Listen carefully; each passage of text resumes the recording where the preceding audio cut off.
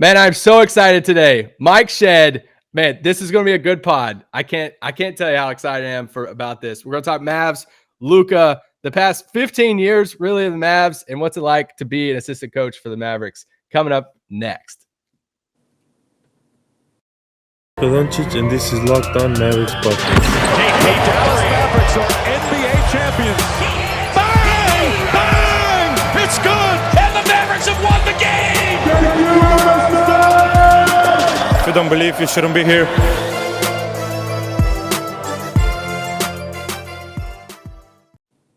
Oh, welcome to Locked On Mavs, and today we have Mike Shed himself. You know, the first time I seen Mike Shed was on my TV. I just moved to Dallas, and it was the first time that my wife and I were in I'm from Kentucky, so we don't have any pro teams in Kentucky, and we're watching Fox Sports Southwest, and you were at halftime. I think it was like halftime. You and Skin, and you winked at the camera, and I was like, I wonder why he just winked at the camera. And then later on, that was towards your family, right? Yeah, my son took ownership of it, and then my wife and he liked to play it off. There were a couple times it's funny, my wife recorded one time. They cut away and didn't show the wink. And Grayson was distraught. Daddy didn't wink at me. So we sent it into Fox, and they played it on the next halftime, and it was more just to see if they were watching at the time, and then they'd be like, "Oh, we saw it," or they'd be like, "Hey, they didn't show it; they cut away." Yeah. So it just became a tagline. I can't tell you the number of people over. They're like, "Give us the wink." I'm like, "Okay." Well, okay. So, Mike, you've been with the Mavs since 2006 up until through this past season, 2020. Now the organization, they've made some shifts. They're going a different direction. You're looking for your next road as you're no longer with the Mavs right now. But I wanted us to just talk about the Mavs as someone who's been with the organization for, 14 years? Well, we're headed into 16. So, yeah. 16? I got hired in 06, right after the 06 finals. Oh, my gosh. Right after. Okay, so we don't even have to relive 2006. Don't relive the bad one. Let's just relive the good one. The good one. So how would you, if a middle schooler walked up to you and said, "Hey, Mike, how would you describe your job as assistant coach over the past 14 years? It's I'd ask them how much time they had, and then it was like I said, I coached college for 10 years before I got here, and I was always into tech. So like I said, my first position here was assistant video coordinator, which you kind of just anything video wise you handle for the coaches and the players in the front office, and then that progressed into leading the video department, having some guys underneath, and then once Rick got there after Avery got let go, he kept me on, and then gave me more responsibility. So then led into scouting and helping with draft workouts and leading draft workouts and helping with front office some decision, just scouting stuff with them, and then progressed into scouting opponents and doing on-court scouts, and then adding player development duties, and then the last handful of years just kind of overseeing all the tech in the basketball side. So from our editing software to our scouting software to the tech in the gym, tracking the shot trackers and all those type of things. So kind of just overseeing all that, plus the random YouTube TV accounts you had to have here and there, and making sure everybody can watch whatever they want whenever they need it. So that was kind of how it all progressed. Like I said, my last title before we were done was player development coach and director of basketball tech, I think was the title. So I had my hands in a lot of pots, and just kind of did whatever was needed is kind of how I looked at whatever my gig was. So when you're sitting on the bench, you always would have an iPad. And so when there's a replay opportunity, Rick would look at you, I feel like. And do you just have the game playing on the iPad the entire time? No. So the head video guy is in the back chopping the game live, and every play gets sent to me within a second or two. So as soon as a whistle hits, within a second, I can run it back and look at it. And that was kind of, like I said, it was a new technology, and we had been one of the first teams to have it. And so then it was that I just kind of became the iPad guy. I would watch live and then go back and look, and watch live, go back and look, watch. So from critiquing, just and giving stuff to the coaches who were up on the front to show the guys, like for instant feedback, to it was mostly for helping Rick make a decision whether to challenge or not. So go ahead. No, I was saying, was there ever a time that Rick looks at you and is like, "Hey, I need the decision right now," and you said challenge, and he's like, "No." There were probably more that he challenged. He wanted to challenge. Even when I was like, I don't think so, and then he just from a momentum standpoint, he's like, we need to do it. Yeah. And then there were a couple that like said, I only had one angle. Yeah. So it wasn't like I had 20 angles in slow-mo and HD. I'm getting a downgraded signal. So even though the broadcast is, 4K, I'm getting like 480, it's, and so when you zoom in on something, it's like, I can't tell. But we still had the first year for a review 2 years ago, we had the best percentage. I think we were like 88%. And then last year we admittedly challenged some that we didn't, just from hey, we need to control the momentum or whatever, or we need a timeout right now so we can challenge. And then knowing when to challenge, because if you got official timeouts coming, or you hadn't challenged something, Rick was super smart on when he wanted to use one and not use one. He'd be like, it's not our timeout if we lose it, because he always wanted to have one coming down late in the game. And if you happen to miss the challenge, like out of bounds and those things, those are easy challenges. It's all whether you want to burn it or not. Yeah. Because I can 95% be able to say, oh, we were in or we were out and we're going to lose. It'd be a lot of times he'd want to know if they were going to win. Like if it was something that went in our favor and they challenged, he'd be like, are we going to win or are we going to lose? So isn't it come in our favor? So it became quite a deal. And when we had like instances where the network was down in the arena where we were at, and we're like, hey, we don't have it tonight. And he'd be like, wait, we can't challenge it. We can challenge, but we don't have the iPad. Yeah. And so we're going to be watching the board and hope they show a replay quick. Because I even got to the point where I was telling Fox, they're like, we don't show all the replays. I was like, I had added a little monitor that had the raw game feed. Yeah. So it was, as it was happening, I could look down. And if they showed a replay, I could look. There were 2 or 3 times this year where their replay helped me say yes or no in time, because like I'm looking at my iPad, I'm like, can't really get a good angle, and they'd be like, oh, they got the corner cam, caught it.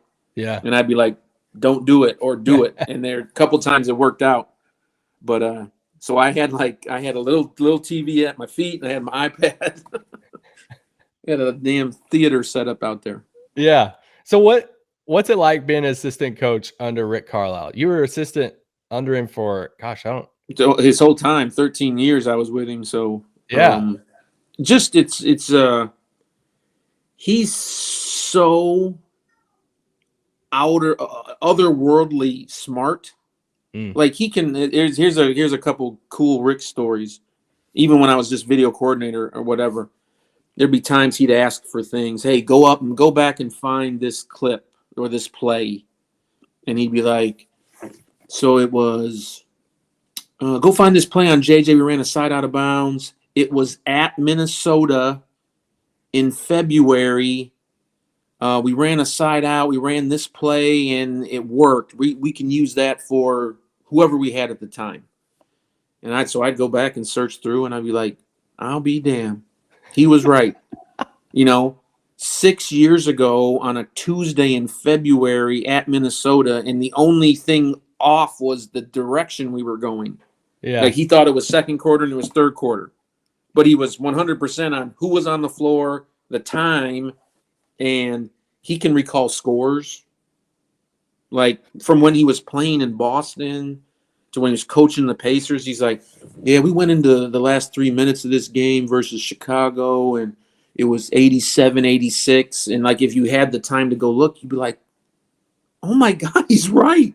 Like, his recall is another level. Like, I'd be like, I don't know what our score the other night was. Yeah. And he's pulling out, plays from games that I could give you 10 stories on. Hey, go back and find this end of game play we ran for Deshaun Stevenson the finals year. It was against Utah, and I'll be damned, he wasn't pretty close to not exactly on time and location. So, but that's the thing with Rick. He's a different level thinker, and that was, you just learn, like, where I would prep games, and I'm prepping Lakers because that's the next opponent. Well, he's prepped the Lakers and has moved on to the game after that to try to get an early dot. Like, he just consumes. In my time in the NBA, Rick watched as much film as anybody that I've ever heard of. Talking to other people, and most people watch just their guys. Rick watched everything, so he went into a game having seen every angle of it. So crazy. He gave you a lot of responsibility too. Like, he would tell people, he's like, Shed's the challenge guy. If he tells me yes or he tells me no, then we'll ride with it. Like I said, every once in a while you'd miss one, and then you'd kind of feel the, you're like, oh, I got the stare. But after the game, he'd be like, what'd you see? And I'm like, this is what I saw. And he was like, that's all I can ask is just be confident in your call. If you're gonna him and haw on it, then I can't roll with it. But so that's the big thing with, like I said, with Rick. It was his ability to recall and think 6 steps ahead, and the prep. His prep is. A friend of mine's an FBI person. They talk about their 5 things, and it's prepare, and execute. So it's 4 prepares and then execute. So it's it was always good. All good. It's the Rick Carlisle story too. Prepare. Exactly. That's him. All right, we're going to take a quick break, and then we'll be right back to talk about some Luka Doncic.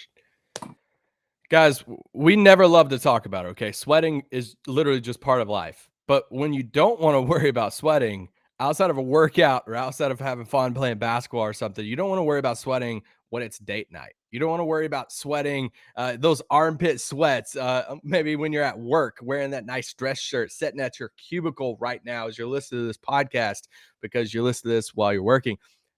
Enter Sweat Block. Let's go. Sweat Block is doctor created, doctor recommended, works up for up to 7 days per use. It's a dry shirt guarantee. If Sweat Block doesn't keep you dry, you get your money back. Featured and tested on the Rachel Ray Show.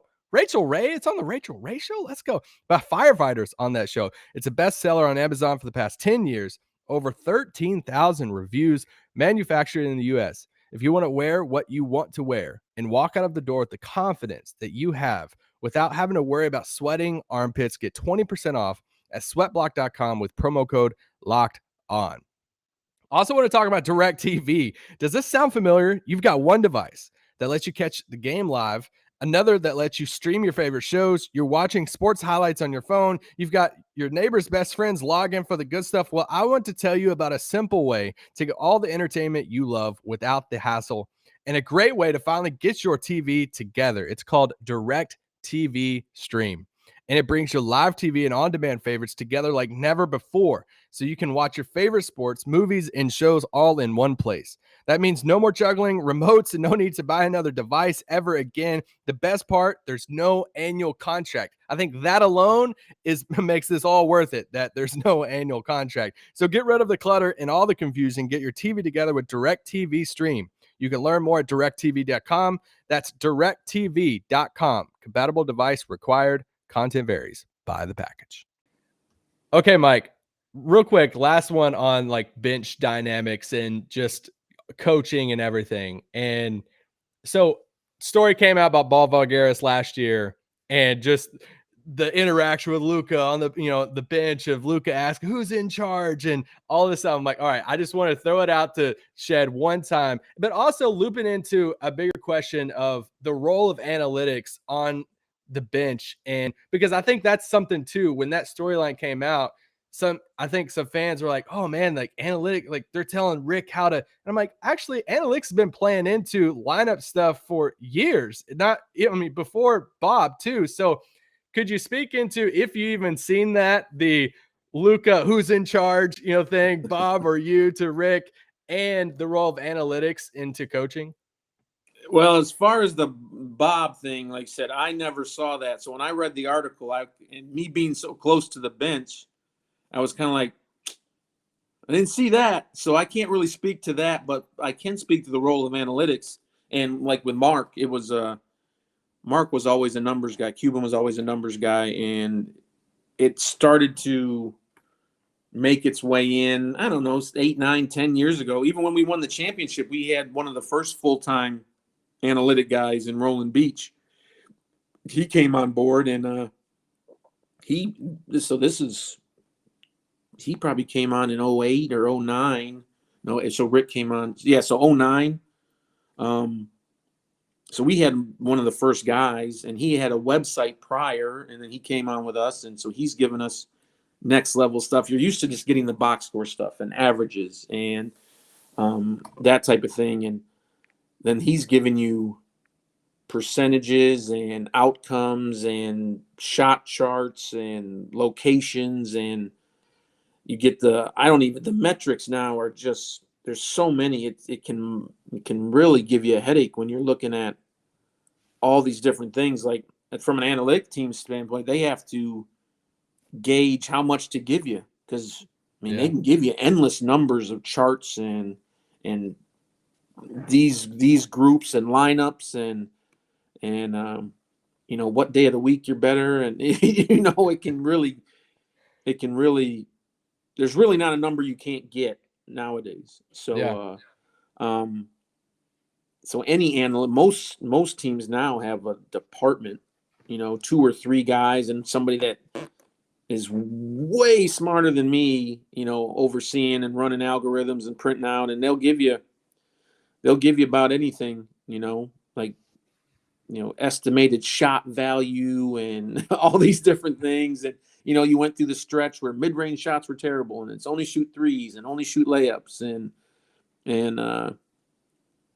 it's a new world. It's a number world. Like I said, I wish I would have got a math degree, because like I said, you've got a better chance of hanging around if you're an analytically based guy. Luka comes to town a little over 3 years ago. What's it like coaching Luka Doncic? You want to talk about a guy that he's just got it. You want to talk about it. And he's been a pro forever, but there's no scared in him. Like a lot of young guys, like rookies coming in with, Dirk on the way out. It was great that he got to be there the last year, just to be around. But a guy that was so ready for everything that came. Yeah. You're the focus of the city now. And he's like, okay. Like it's no big deal. Like it's cool. And he's such a competitor at everything, whether it's video games. He was big on Fortnite and big on, if they're playing cards or if there's anything that can be turned into a competition. Pickleball in the bubble. You're probably going too hard. It's like I said, he's and he's earned it, but he's shown that he just wants to compete. I don't know he wants to do drills, but he wants to compete. Like, hey, let's get to these drills so we can get to 5-on-5 or 3-on-3 or 1-on-1. Anytime there's, if we're just going to do a shooting contest, that's great. Let's do a shooting contest. There needs to be a winner and a loser, and I need to know how to win and how to lose. So, like you guys have all seen on social, all the trick shots, and all the different things. Those are every day. So when he hits those game winners or he hits the leaner versus Memphis, he shot that 100 times. You know, he hits the falling out in the corner his rookie year in Portland. That's not the first time he shot that. And half court shots, he shoots those better than most people shoot normal shots because it's just every day. Okay, let me go heave it up from 45 feet. Yeah. So an end of game situation, it's if he can get it off, he's got a goodish chance as any, you know, of I don't know if you've probably seen it probably 5 or 6 years ago. Phoenix won a game with Tyson Chandler with 0.1 on the clock. The out of bounds play. Well, then we had always had it in because we knew that was a thing. But then once you got Kristaps and KP and Boban, and you had some people that could just be up above the rim, then we kind of put it in. And we're like, Luka's like, well, what do I do? We're like, try to make it from out of bounds. And so the first couple times he's like trying to direct it, and we're like, just shoot it. Just try to put it in the rim. And then I think we got it to work one time this year, maybe. But in practice, he would routinely just make the shot. It wasn't even being redirected into the rim. It was just get up there and put a finger on it because Luka's going to make it. And he would do it.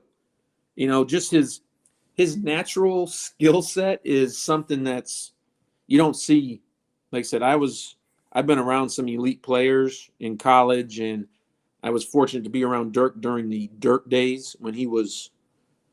And like college coaches would ask, what's the difference between college and pros? And I'd be like, shot making or physical or strength. I said, in the pros, the guards can put you wherever they want. In college, you get put wherever you want, or the defense is adjusted. I said, in the pros, they make shots. And they're like, what do you mean shot making? I'd be like, Dirk will go practices without missing shots. Not a drill, entire practices. Peja, same way.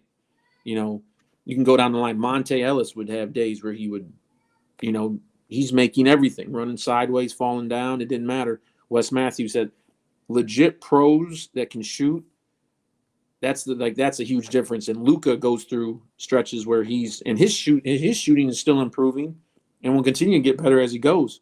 But just the ability to score and with people on you and the physical defense that people see now, it's the ability to make shots is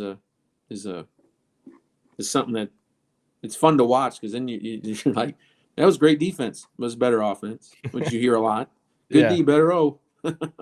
Luka's his passion on the floor. We even saw it in the Olympics too, of the technicals. You know, that became a thing of, and even he would talk about it of like just getting wrapped up in the moment with refs or just, but you know, it comes from this passion he has in the game.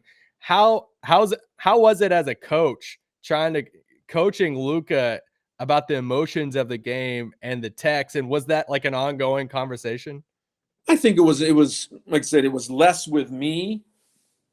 It was more with, but he knew it. It wasn't something that he wasn't afraid to discuss or talk about. He obviously would know if it put him in a bad situation, or if he got one early, he'd be like, I know how to tie it, you know, bring it back in. But like you said, you encapsulated it with he's so competitive and there's so much fire going that you're going to get a bad whistle. The NBA refs are, you know, they're not hit or miss. They have a very tough job trying to ref the level of athlete and the speed. They probably need to go to a fourth official, honestly, because they miss things. There's only so many of them that are high level and that can catch everything that happens.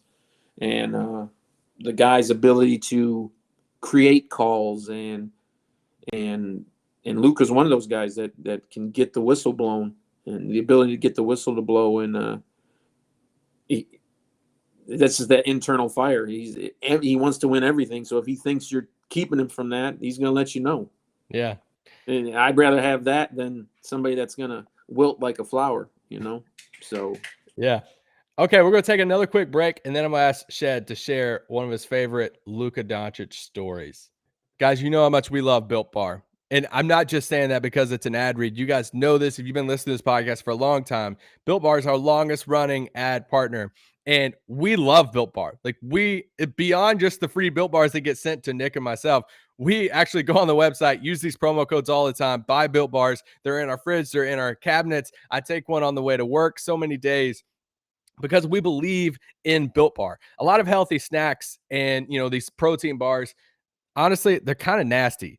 But Built Bar, these are actually really good. Like, I was shocked the first time I tried them. Like, hey, I got a free one in the mail. Let me try this thing. And I was floored by how actually good it was because it's covered in 100% chocolate. There's flavors such as mint brownie, raspberry, cookies and cream. There's so many more. There's a list of flavors on the website.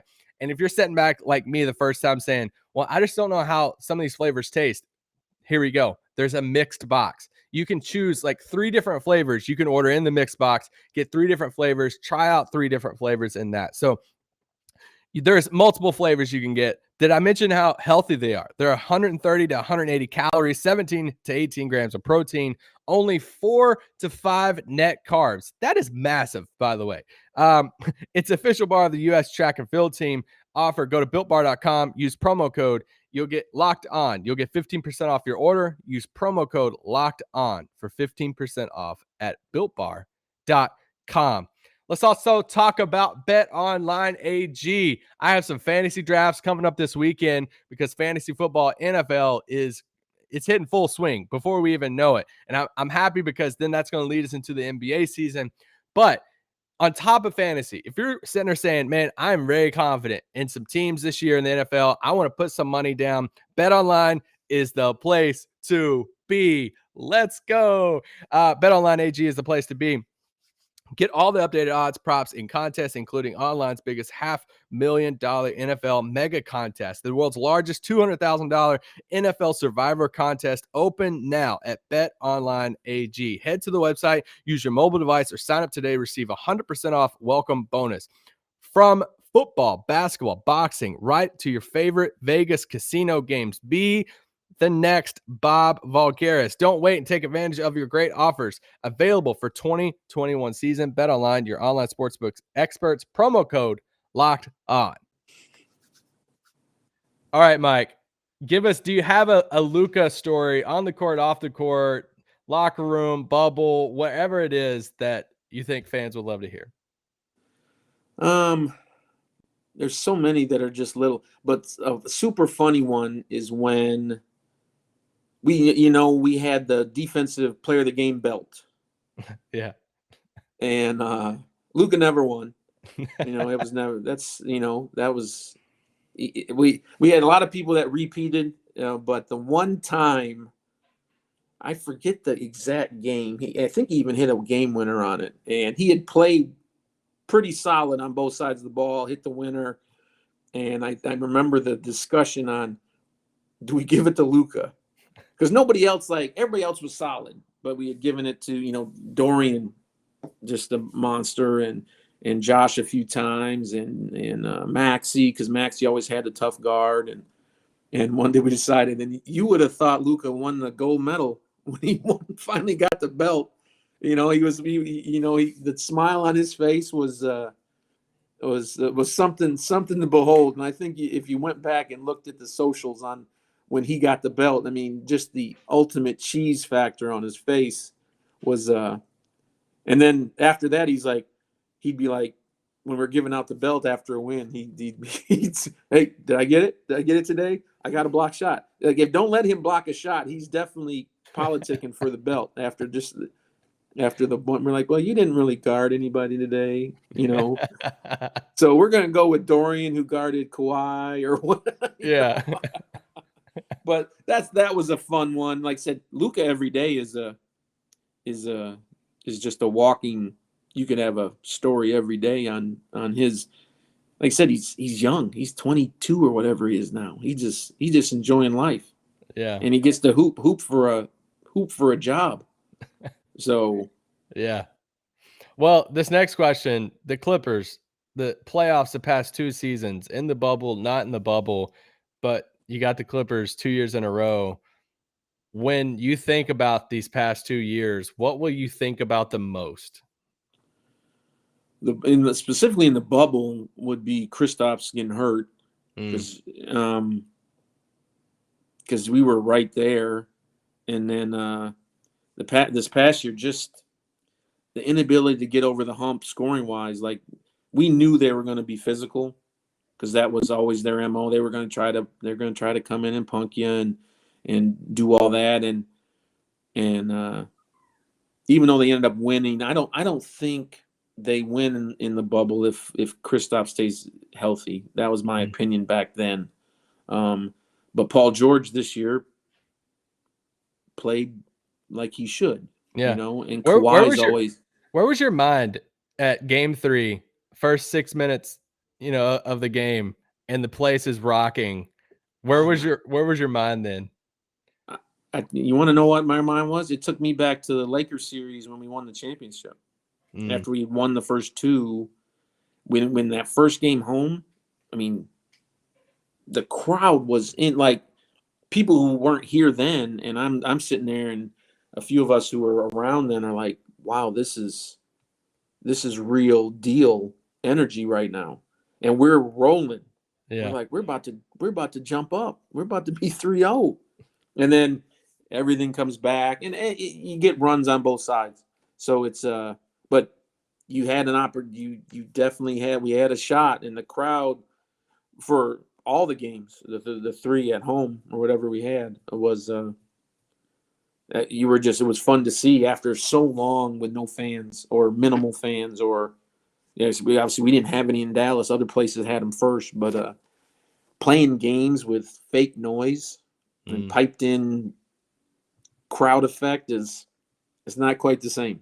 It's not quite the same. So playoff Dallas fans, sign me up all day. Sign me up all day, because they did everything they could. We didn't quite do everything. I think we competed as hard as we could. The Clippers they had their top dudes played top level basketball. Yeah. Kawhi was, otherworldly. He's so strong and so just gifted. It's like, his hands, just the things he can do defensively, and now he's become a high-level shooter, even mid-range, and if he wanted to make a 3, he will.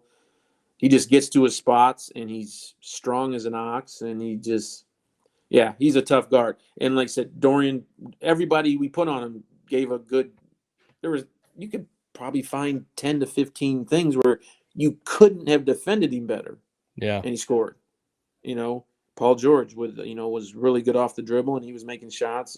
Those are 2 all-star top 10 players when they're good, and what they got the best. What do you think's the next, what's the next step for this team? What first round past 2 seasons, what's the next?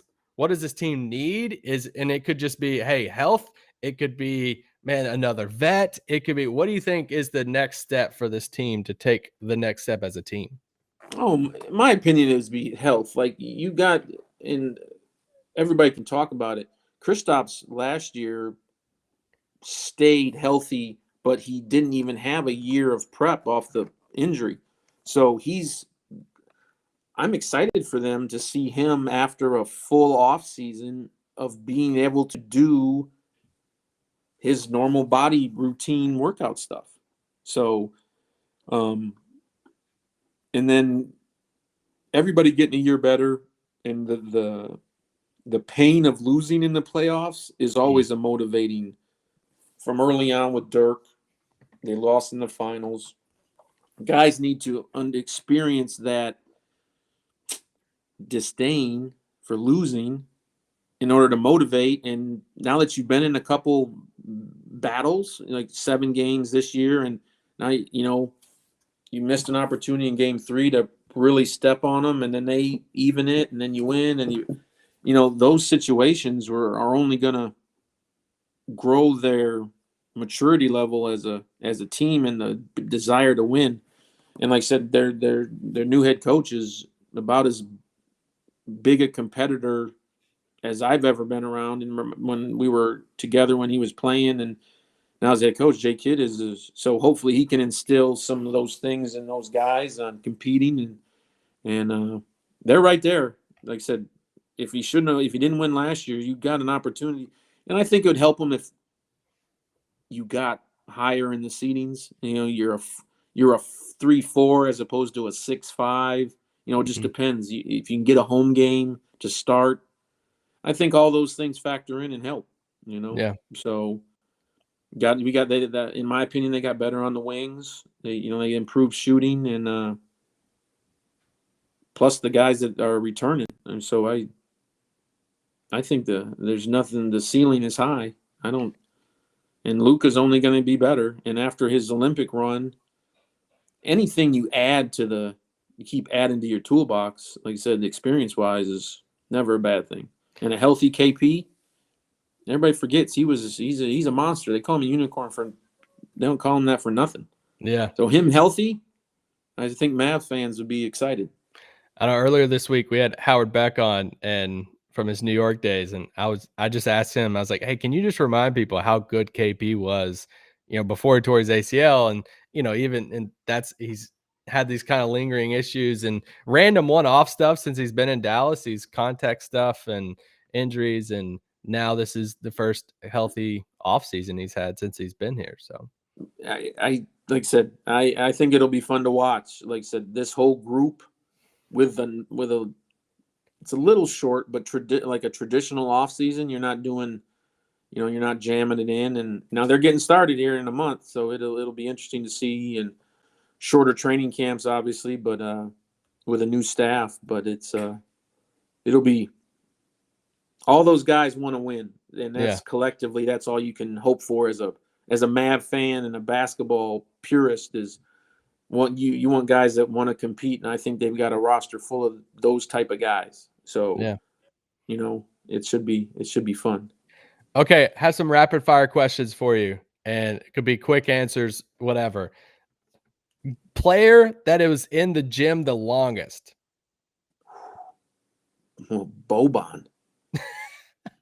It's tough to get him out. Really?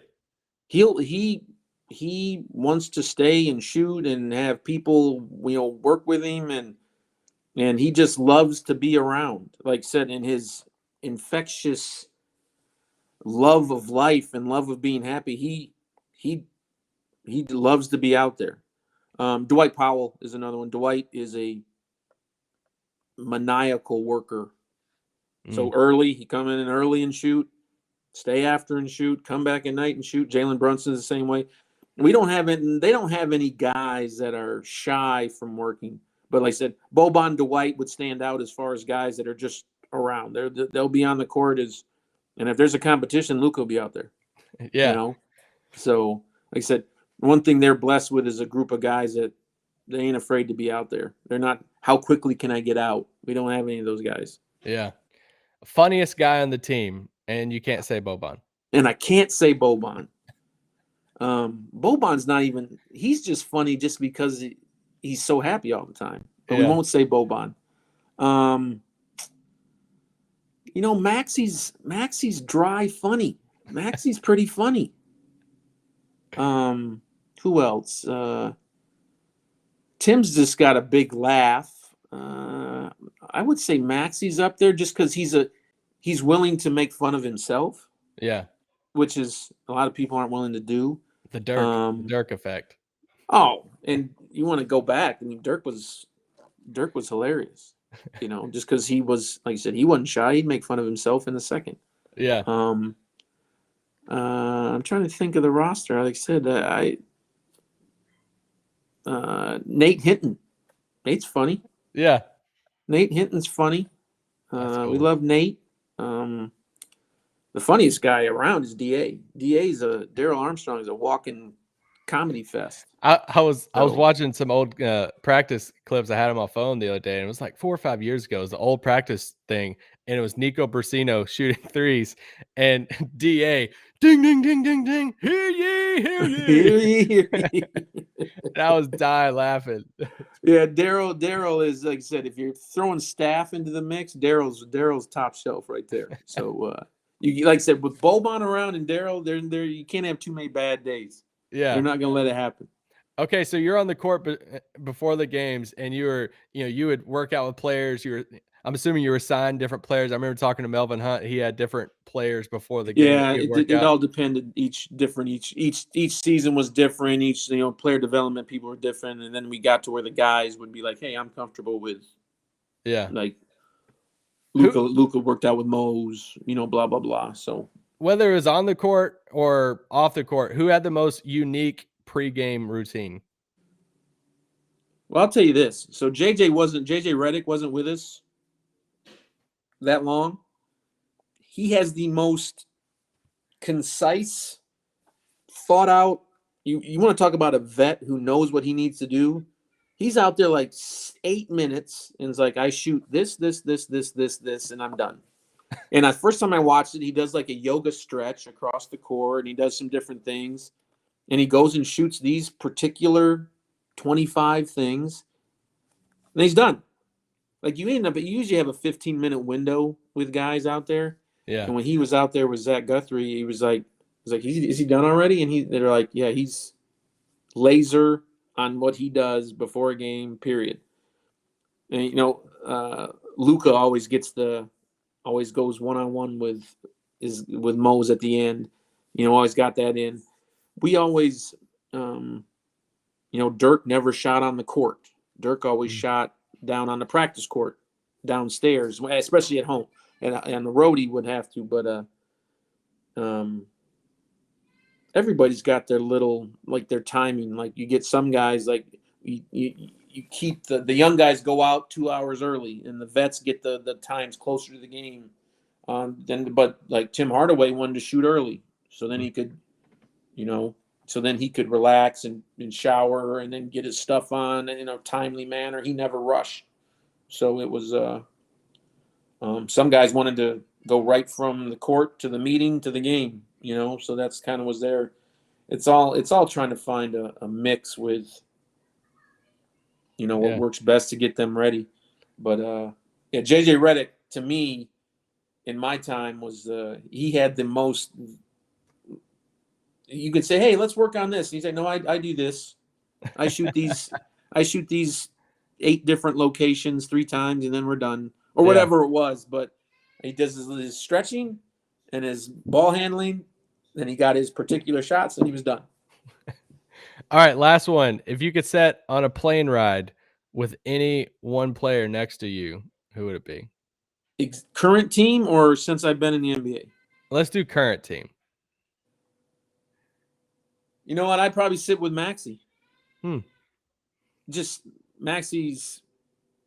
He's just a lovable guy, and he's fun. He talk about anything, you know.